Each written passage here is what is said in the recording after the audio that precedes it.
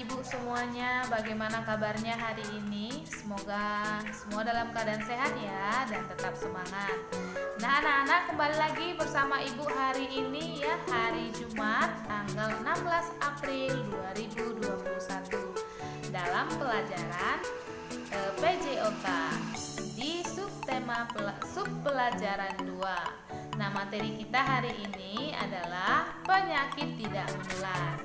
Namun anak-anak, sebelum kita memulainya, marilah kita berdoa terlebih dahulu supaya kita selalu dalam lindungan Tuhan. Baiklah anak-anak, semua ambil sikap berdoa yang sopan.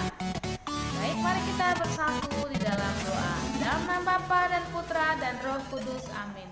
Allah yang Maha Baik, kami bersyukur atas segala nikmat karunia yang boleh kami rasakan hingga pada saat ini. Ya Tuhan, kami akan memulai pelajaran kami, kiranya Engkau selalu menuntun hati dan pikiran kami supaya kami bisa memahami pelajaran hari ini dengan baik. Ya Tuhan, kami serahkan seluruh hidup kami dan semua orang kami cintai hanya ke dalam tangan-Mu. Demi Kristus Tuhan dan Juru Selamat kami. Amin. Dalam nama Bapa dan Putra dan Roh Kudus. Amin. Nah, anak-anak, tujuan pembelajaran kita hari ini adalah: 1. Memahami jenis-jenis penyakit tidak menular. 2. Memperhatikan tindakan pencegahan serta penanggulangan penyakit tidak menular. Penyakit tidak menular. Nah, minggu yang lalu kamu sudah mempelajari tentang jenis-jenis penyakit menular.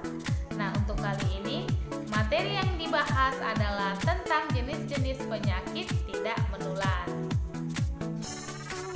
Penyakit tidak menular diantaranya adalah 1. Sariawan, 2. Diabetes mellitus atau disingkat jadi DM, 3. Osteoporosis, 4. Hipertensi, dan 5. Asma. Nah, ini adalah penyakit yang tidak menular. Yang pertama, penyakit sariawan. Sariawan dikenal dengan istilah stomatitis aftosa, yaitu peradangan yang timbul pada lapisan mukosa atau selaput lendir pada mulut, atau terdapat pada bagian bibir dalam, gusi, lidah, pipi bagian dalam, serta langit-langit mulut. Penyebab sariawan adalah karena 1. Atau A. Daya tahan tubuh lemah, B. Kondisi mulut yang kurang bersih, C. Adanya luka pada mulut karena makanan atau minuman yang terlalu panas dan terlalu pedas, D. Mengalami alergi atau infeksi, E. Menyikat gigi terlalu kencang atau bulu sikat yang sudah rusak tak layak, F. Kekurangan vitamin C serta vitamin B, juga kekurangan mineral. Selanjutnya ya, yang kedua, penyakit diabetes mellitus atau disingkat DM. Diabetes mellitus adalah penyakit yang ditandai dengan kadar gula darah yang tinggi. Faktor utama penyebab penyakit diabetes mellitus adalah karena pola hidup masyarakat, yaitu A. Konsumsi makanan yang tidak seimbang, B. Kurangnya berolahraga atau aktivitas fisik, C. Stres, D. Kelainan genetika, dan E. Usia semakin lanjut. Nah, pencegahan DM adalah sebagai berikut: A. Menjaga berat badan supaya tidak kegemukan atau obesitas dan tetap pada berat ideal, B. Jangan sampai kekurangan olahraga, maka perbanyaklah aktivitas fisik, C. Ikuti tips diet sehat dan seimbang dengan pola makan yang penuh dengan sayur, buah, serta biji-bijian, D. Tidak minum minuman beralkohol, E. Tidak merokok, F. Rajin mengontrol tekanan darah, G. Rajin mengontrol gula darah. Nah, inilah cara yang untuk mencegah penyakit diabetes mellitus. Berikutnya, penyakit osteoporosis. Penyakit osteoporosis dikenal dengan istilah pengeroposan tulang. Nah, gejala osteoporosis adalah A. Sakit pinggang atau sakit punggung, B. B. Sering mengalami tulang retak atau cedera. C. Tinggi badan menurun. D. Pembungkukan postur tubuh.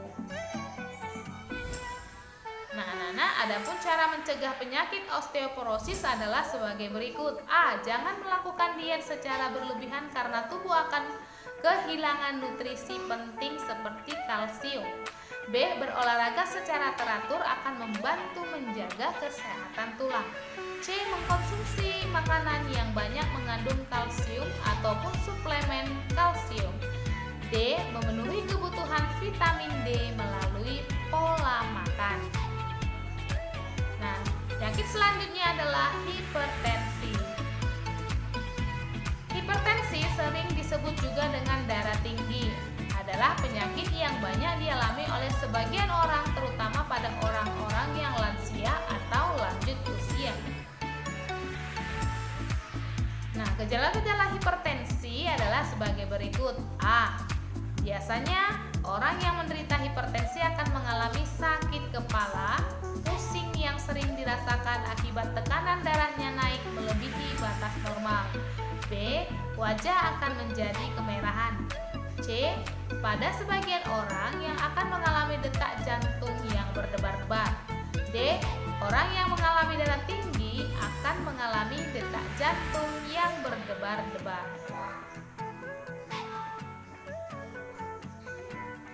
E.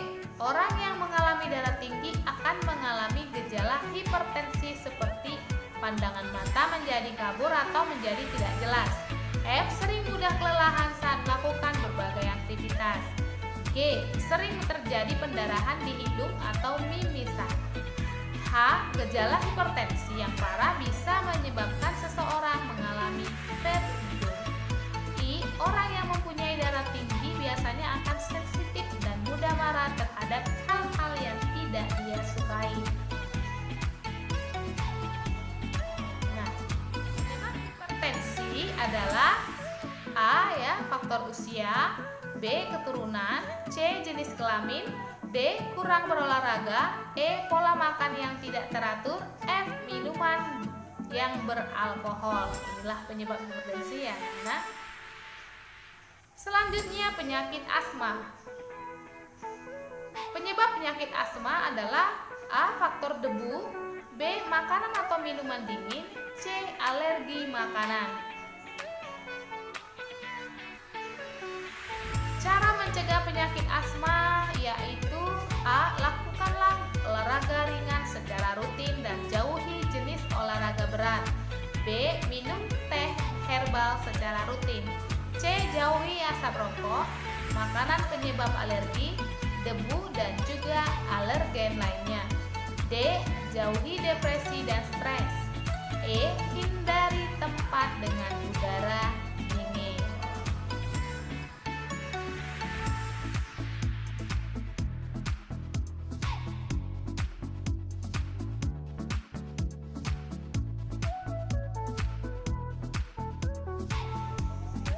Nah, anak-anak, sekian penjelasan Ibu untuk hari ini. Semoga apa yang Ibu sampaikan dapat kamu pahami dengan baik. Nah, apabila anak-anak belum paham, silahkan tonton kembali ya video penjelasan Ibu ini.